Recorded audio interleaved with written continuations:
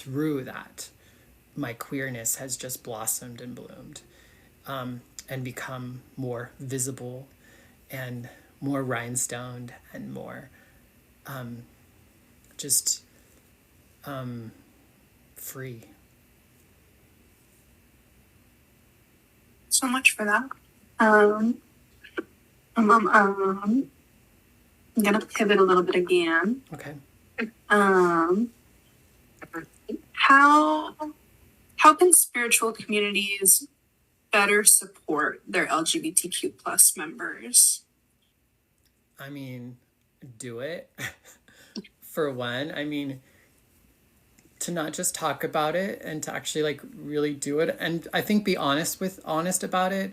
I think if you're not willing to do the work and really create a space that's safe and healing and that can actually hold a queer person, then don't invite them into your space and don't pretend to love us and care about us or try to be figuring it out with us. You know what I mean? Like, I feel like there's a lot of communities that say they love you and they like you anyway, or that, yeah, you can come hang out with us, but you can't, you can't run our groups, or you can't do this, or you'll never be a pastor, or you'll never, whatever, like all these sorts of like little barriers. Like, if you really want to create a space for queer folks within your faith and tradition, queer folk need to be able to have a space in every aspect of the community, or you're really not I think embracing it. And obviously that it's like a process or whatever, but I don't know, I think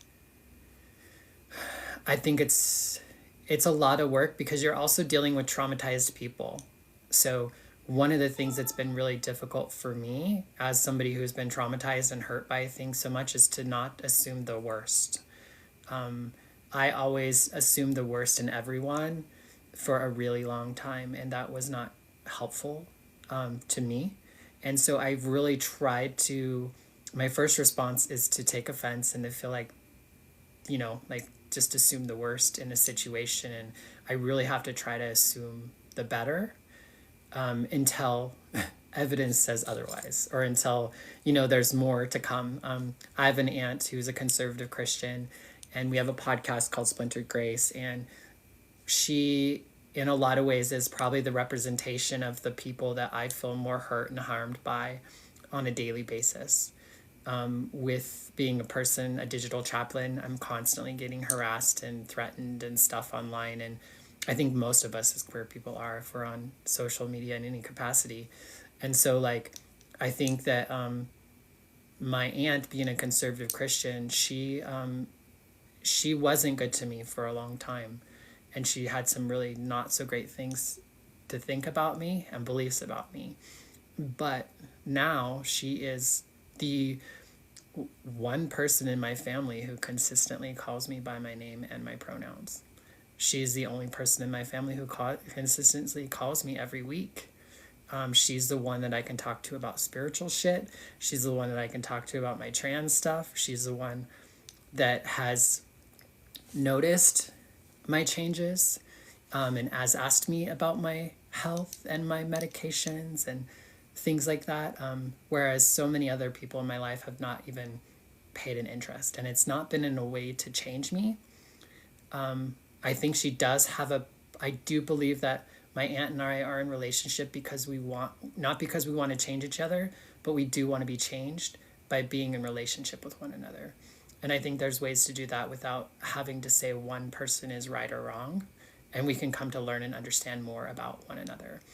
And the truth is I don't think we'll ever really fully understand one another. And I don't think that that's the goal.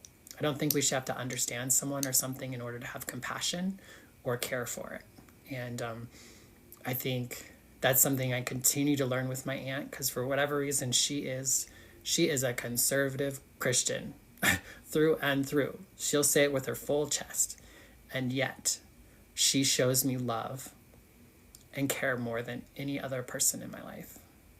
And I don't know how that happens. I don't know how that works.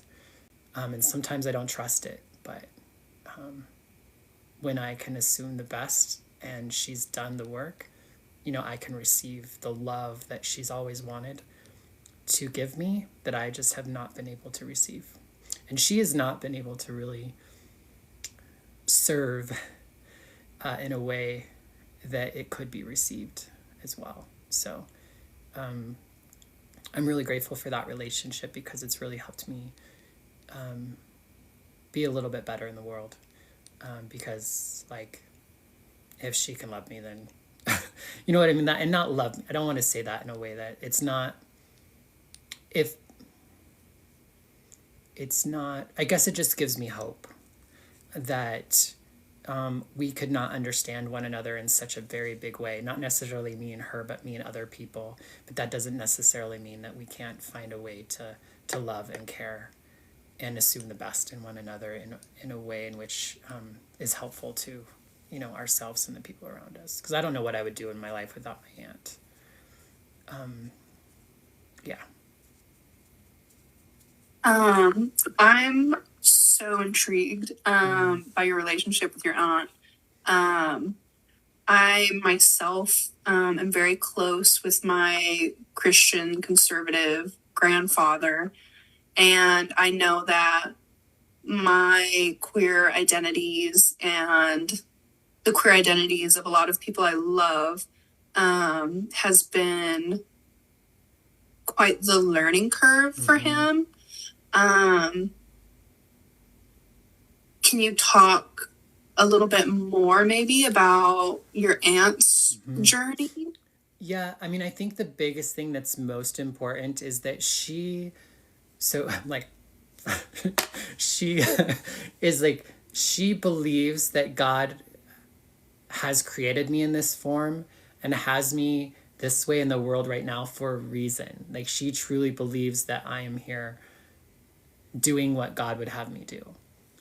Even when she doesn't understand it. So I think that's something that was really important for me to understand too, that that she didn't just love me anyway, or she, you know what I mean? Like, so I think that was something that was like really important that I think came out of just lots of conversation and just time with one another.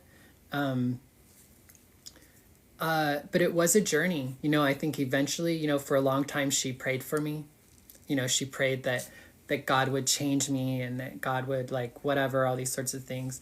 And instead of praying for me to change, she started praying for her to understand, or for her to be better. Do you know what I mean? Like, the prayers weren't about changing me. It was more about trying to come to understand me, or be able to show me love in a way in which I could receive it, or, you know. So I think for praying people and for people of a certain faith, I think you have to really think about what it is that you're asking and what it is that your motive is. And instead of praying for other people to change, maybe you need to pray for yourself to be changed, and for you to be able to see what God sees in the people that you are struggling to see God in, or whatever, you know. So I think it really comes down to, like, you know, like, it's something that they have to do.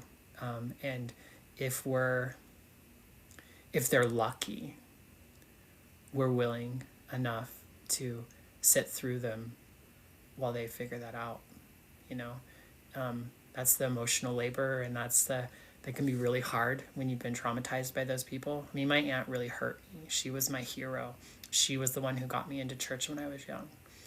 And she was the first person I told that was gay, and she told me, shh, don't tell anyone. You know?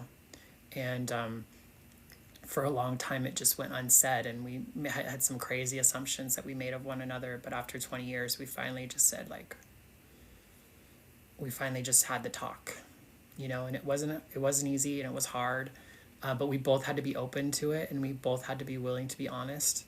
And we've had to take time away from each other at times. It hasn't always been cute. It hasn't always been comfortable.